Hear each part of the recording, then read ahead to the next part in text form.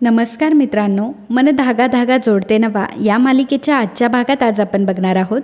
सार्थक जरा टेन्शनमध्ये असतो तेव्हा बेनारे विचारतात की काय झालं सर, जरा टेन्शनमध्ये दिसताय. सार्थक म्हणतो की काल वामनशास्त्री आले होते ना घरी, मी ज्या व्यक्तीचा शोध घेतोय ती व्यक्ती पुढच्या 24 तासामध्ये माझ्यासमोर असणार आहे.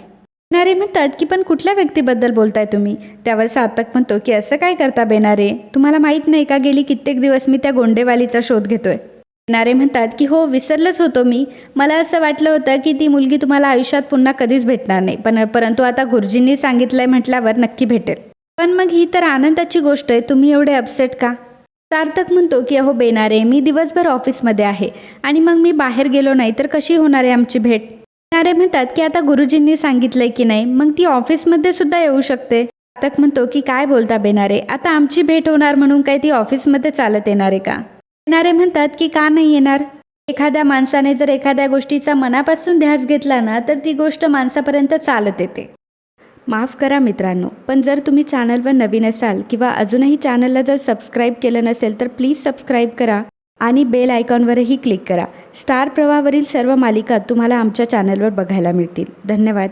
थोड्या वेळाने बेनारे तिथून निघून जातात तर सार्थकला सुधाचा फोन येतो. सुधा विचारते की सार्थक, सापडली का रे ती गोंडेवाली मुलगी. सार्थक म्हणतो की अगं आई, अशी कशी सापडणार आहे ती काय स्वतःहून मला ऑफिसमध्ये भेटायला येणार आहे का. तर आता मी पण कामात अडकलोय आणि मी पण बाहेर जाऊ शकणार नाही. सुधा म्हणते की पण माझं मन मला सांगतंय की आज नक्कीच भेट होणार. सार्थक म्हणतो की बरं आई, जर काही कळलं तर मी तुला कळवतो, ठीक आहे. त्यावर सुधा म्हणते की ठीक आहे सार्थक, मी ठेवते फोन.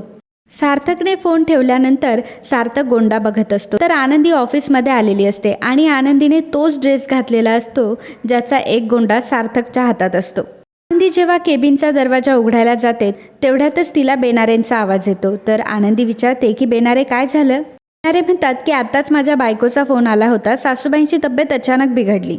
आनंदी म्हणते की अरे बापरे सर, मग तर तुम्हाला लगेच निघायला हवं. बेनारे म्हणतात की अहो पण मला नाही जाता येणार हो. त्यावर आनंदी विचारते की का नाही जाता येणार. अहो कंपनीच्या मालाचे बॉक्स येणार आहेत ना, त्याची सगळी जबाबदारी माझ्याकडे. सार्थक सरांनी जातीने लक्ष द्यायला सांगितले मला या सगळ्यामध्ये. आनंदी म्हणते की बेनारे सर, तुम्ही अजिबात काळजी करू नका, तुम्ही जा, आणि मी याआधी सुद्धा बॉक्सेसचं काम केलंय, मी करेल हँडल. बेनारे म्हणतात की अहो पण हे काम तुमचं नाही आहे. आनंदी म्हणते की बेनारे सर, तुम्ही आजपर्यंत मला लहान बहिणीसारखा मोलाचा सल्ला देत आलात. मी अगदी प्रत्येक वेळी माझी मदत केली, तेही तुमचं काम नसताना. त्या दिवशी सार्थक सर काय म्हणाले, आपण सर्वजण एका कंपनीत काम करतो कारण आपण एक कुटुंब आहोत आणि जर आपण एका कुटुंबातले आहोत तर आपणच एकमेकांना मदत करायला हवी. आणि तुम्ही तर मला माझ्या मोठ्या भावासारखे आहात. बेनारेंना खूप छान वाटतं. आनंदी म्हणते की बेनारे सर, बॉक्सेसची अजिबात काळजी करू नका, सर्व काही मी बघते, लिस्ट द्या बरं माझ्याकडं. आणि मग बेनारे आनंदीकडे ती लिस्ट सोपवतात. बेनारे आनंदीला थँक्यू म्हणून लगेचच तिथून निघतात आणि आनंदी बॉक्सेस चेक करण्यासाठी जाते. सार्थकच्या हातामध्ये तो गोंडा असतो आणि तो म्हणत असतो की मला नाही वाटत की ती गोंडेवाली मला भेटेल. असं म्हणताच दरवाजा वाजतो. खरं तर रेश्मा आलेली असते आणि रेश्माच्या ओढणीला सेम टू सेम तोच गोंडा असतो आणि ते बघून सार्थक मात्र आश्चर्यचकित होतो. सार्थक रेश्माला विचारतो की रेश्मा, याचा अर्थ गोंडेवाली मुलगी तू आहेस. त्यावर रेश्मा म्हणते की काय झालं सार्थक, तू असं का बोलतोयस. सार्थक रेश्माची ओढणी हातात घेऊन म्हणतो की ही ओढणी तुझी आहे. रेश्मा म्हणते की आता हा काय प्रश्न आहे, हा ड्रेस मी घातलाय म्हटल्यावर माझाच असणार ना. सार्थक पुन्हा एकदा रेश्माला विचारतो की are you absolutely sure. Reshma म्हणते की हो, पण हे सर्व तू का विचारतोयस मला. सार्थक म्हणतो की मला एक सांग, 2 महिन्यांपूर्वी 5 तारखेला कुठे होतीस तू. रेश्मा म्हणते की 5 तारखेला असं अचानक मला आठवत नाहीये रे. सार्थक म्हणतो की तू आठवण्याचा प्रयत्न कर ना की 2 महिन्यांपूर्वी 5 तारखेला कुठे होतीस तू. रेश्मा म्हणते की आय थिंक मी मुंबईला होते. नाही थांब 1 मिनटं, मी माझ्या नोटमध्ये चेक करून सांगू का तुला. रेश्माने बनवलेला हा सगळा एक प्लॅन असतो. रेश्मा मोबाईलमध्ये बघून सांगते की अरे 5 तारखेला तर मी नाशिकमध्येच होते. सार्थक म्हणतो की तू नक्की नाशिकमध्ये होतीस, पण नाशिकमध्ये नक्की कुठे होतीस. गोदावरीच्या काठाजवळ वगैरे होतीस का. त्यावर रेश्मा म्हणते की हो, अरे मी आणि माझे फ्रेंड गोदावरीच्या काठाजवळच होतो. आम्ही एक डॉक्युमेंटरी फिल्म शूट करत होतो आणि त्याचे कॉस्ट्युम मी डिझाईन केले होते. आम्ही गोदावरीच्या काठावरच शूट करत होतो. सार्थक म्हणतो की तू आता फक्त माझ्या प्रश्नांची उत्तरं दे, कारण माझ्यासाठी हे खूप महत्त्वाचं आहे. मला सांग, काही घडलं होतं का तिकडे, म्हणजे काही झालं होतं का. म्हणते की काय झालंय सार्थक, माझ्या हातून काही गुन्हा घडलाय का, मी काही चूक केली आहे का. सार्थक म्हणतो की रेश्मा, माझ्यासाठी हे खूप महत्त्वाचं आहे, फक्त मी विचारलेल्या प्रश्नांची उत्तरं दे. मला सांग, असं काही घडलं होतं का तिथे. रेश्मा विचारते की म्हणजे. सार्थक म्हणतो की कोणी पाण्यात वगैरे पडलं होतं का, असं काही आठवतंय तुला? रेश्मा म्हणते की हो अरे सार्थक, पण हे सर्व तुला कसं काय माहिती? सार्थक, काय झालं होतं माहिती आहे का, आम्ही गोदावरीच्या काठी गेलो होतो आणि तिथे एक काका अचानक पाण्यात पडले. मी तिथेच उभी होते आणि मग मी ओढणी पाण्यात टाकली आणि आणि हीच ओढणी घातली होती मी. त्यानंतर मी त्यांना त्यांचं नावसुद्धा विचारलं होतं, परंतु त्यांची मेमरी वीक होती. मग मी त्यांना त्यांच्या गाडीजवळ सोडलं आणि तिथून निघून गेले. त्यानंतर मी हे सर्व विसरून गेले. सार्थक म्हणतो की गाडीजवळ याचा अर्थ तू त्यांच्या ड्रायव्हरजवळ सोडलं होतं, राईट? रेश्मा म्हणते की हो. सार्थक मात्र खूपच आनंदी झालेला असतो. रेश्माचा प्लॅन अगदी सक्सेसफुल होत असतो. रेश्मा म्हणते की काय झालं सार्थक, तू त्या काकांना ओळखतोस का? सार्थक रेश्माला म्हणतो की तू चल माझ्यासोबत. रेश्मा म्हणते की अरे सार्थक, मला काहीही कळत नाहीये. परंतु सार्थक रेश्माचं काहीही न ऐकता रेश्माचा हात धरून तिला घेऊन जात असतो. तर इकडे केदार हा ड्रायव्हरला धमकावत असतो आणि ड्रायव्हरला तो सांगत असतो की ती मुलगी तीच होती, तू असं सांगायचं. त्यावर ड्रायव्हर म्हणत असतो की अहो पण ती मुलगी ती नव्हती. केदार म्हणतो की तुला जे सांगितलंय तेवढंच करायचं. ज्या साहेबांचा मी मेवणा एवढं लक्षात ठेव, आणि जर माझं नाही ऐकलं तर मी नोकरीवरून काढेल. ड्रायव्हर म्हणतो की साहेब प्लीज असं करू नका. त्यावर केदार म्हणतो की मग मी जे सांगितलंय तेच करायचं. केदार ड्रायव्हरला खूप सारे पैसे देतो आणि म्हणतो की एक लक्षात ठेव, मी जे सांगितलंय तेच सांगायचं. सार्थक रेश्माला घेऊन ड्रायव्हरकडे आलेला असतो. सार्थक ड्रायव्हरला विचारतो, त्या दिवशी ज्या मुलीने बाबांना आणून सोडलं होतं त्या मुलीचा चेहरा तुला आठवतोय? तर विचारतो की कोणती मुलगी?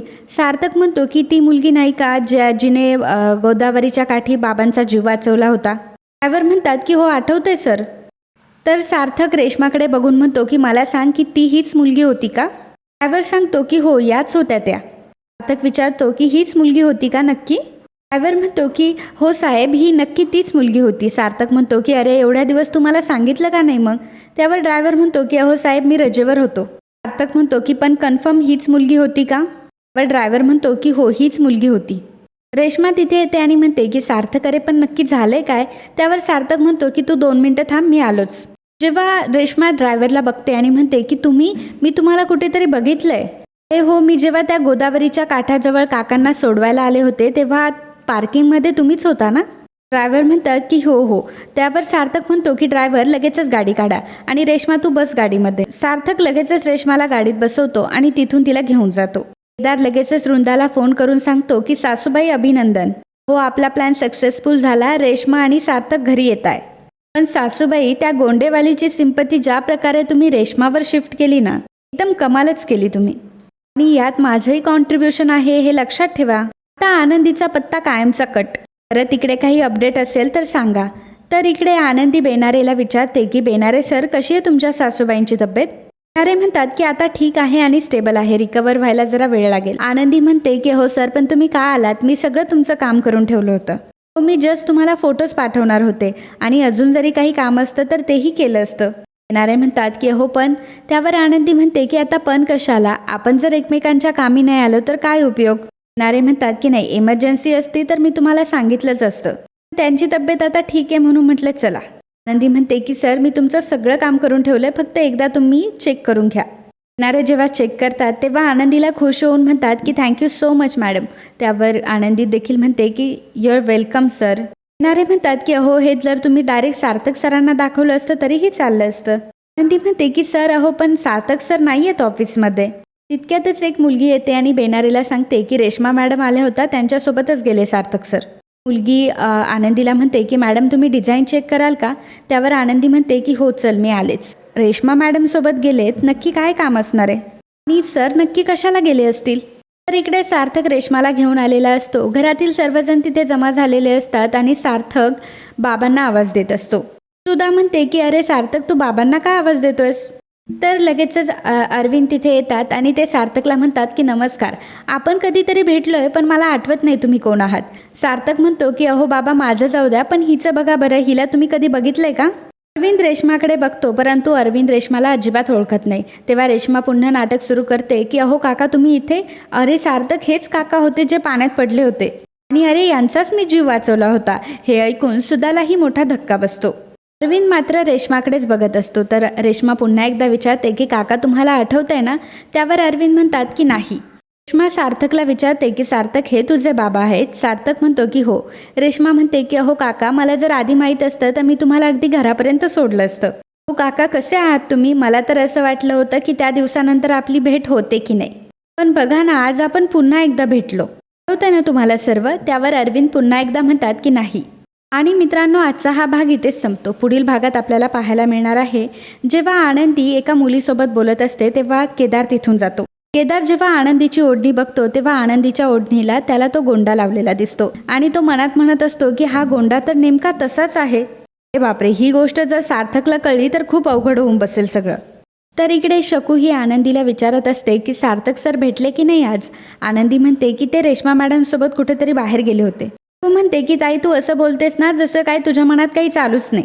आनंदी म्हणते की माझ्या मनात काहीही चालू नाही, घे सार्थक सरांचाच फोन आहे. शकू तिला चिडवतच म्हणते की मतलब आग दोनों तरफ से लगी है. तर मित्रांनो, असेच मन धागा धागा जोडते नवा या मालिकेचे डेली अपडेट बघण्यासाठी आत्ताच आपल्या चॅनलला सबस्क्राईब करा.